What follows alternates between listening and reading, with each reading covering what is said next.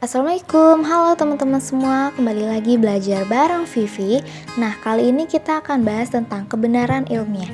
Tapi sebelum ke materi, aku mau ngingetin jangan lupa subscribe, like, dan komen ya. Oke, kita langsung aja ke materi. Kebenaran ilmiah itu yang bagaimana sih?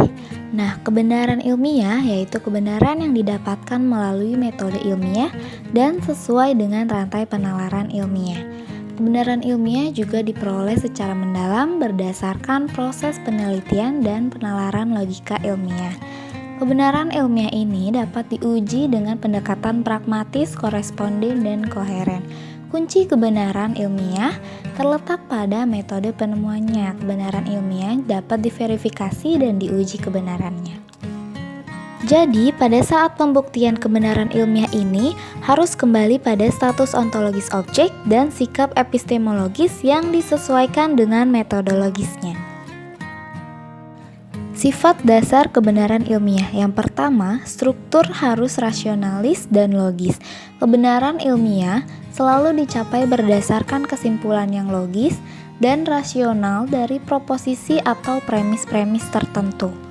Karena kebenaran ilmiah bersifat rasional, jadi kebenaran ilmiah ini bersifat universal dan dapat diterima oleh semua orang yang rasional dan dapat menggunakan akal budinya dengan baik. Yang kedua, harus bersifat empiris. Sifat empiris dari kebenaran ilmiah ini perlu diuji dan sesuai dengan kenyataan yang ada. Yang ketiga, bersifat pragmatis. Dalam arti, kalau sebuah pernyataan dianggap benar secara logis dan empiris, berarti pernyataan tersebut juga harus dapat diterapkan dan berguna dalam kehidupan manusia. Kriteria berpikir ilmiah harus berdasarkan fakta, bebas dari prasangka, menggunakan prinsip analisis, menggunakan hipotesis, dan menggunakan ukuran objektif. Macam teori kebenaran. Yang pertama, teori kebenaran sebagai persesuaian, disebut juga sebagai kebenaran empiris. Mengutamakan pengalaman dan pengamatan indrawi sebagai sumber pengetahuan merupakan aliran empirisme. Jadi, pernyataan, proposisi, hipotesis tanpa kenyataan faktual sama dengan tidak benar. Jadi, intinya pernyataan harus sesuai dengan kenyataan. Yang kedua, teori kebenaran sebagai keteguhan.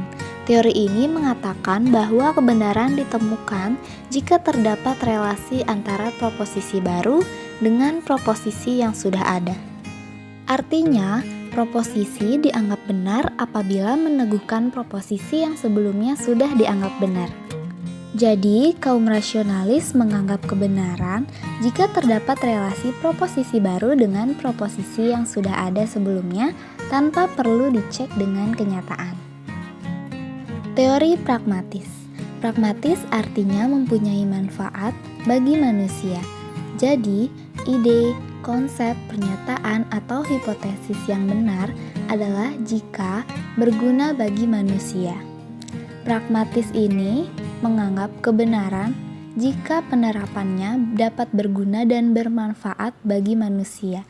Jika tidak berguna, maka tidak dianggap benar. Teori performatif. Pernyataan dianggap benar bila menciptakan realitas. Menurut teori ini, pernyataan yang benar bukanlah pernyataan yang mengungkapkan realitas, tetapi justru dari pernyataan itulah tercipta suatu realitas sebagaimana yang diungkapkan dalam pernyataan itu sendiri. Teori kebenaran. Teori kebenaran korespondensi. Dalam teori ini, suatu pengetahuan dianggap benar apabila adanya kesesuaian antara pernyataan dengan kenyataan. Misalnya, ada seorang mahasiswa mengatakan, matahari terbit dari timur, maka pernyataan itu adalah benar, sebab pernyataan tersebut sesuai dengan fakta bahwa matahari terbit dari timur dan tenggelam di sebelah barat. Teori kebenaran koherensi. Teori kebenaran yang didasarkan kepada kriteria koheren atau konsistensi. Pengetahuan yang benar ialah apabila adanya kesesuaian antara suatu pernyataan dengan pernyataan-pernyataan sebelumnya yang sudah dianggap benar. Misalnya, bila kita menganggap bahwa pernyataan "semua hewan akan mati" adalah suatu pernyataan yang benar, maka pernyataan bahwa ayam adalah hewan dan ayam akan mati adalah benar pula, sebab pernyataan kedua adalah konsistensi dari pernyataan yang pertama.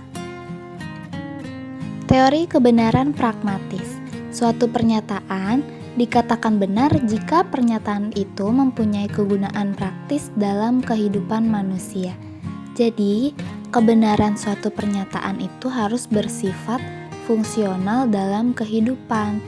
Jika tidak berguna dan tidak fungsional dalam kehidupan, berarti pernyataan itu tidaklah benar.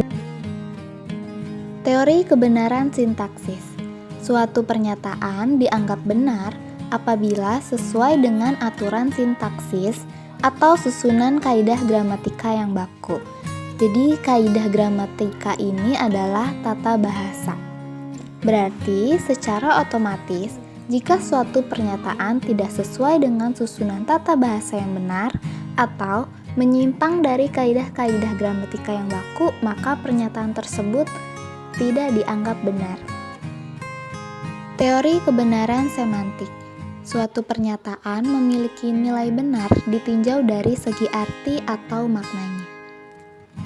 Teori kebenaran non-deskripsi. Teori ini menganggap bahwa suatu pernyataan dikatakan benar ditentukan oleh peran dan fungsi dalam kehidupan dari pernyataan itu. Teori kebenaran logik.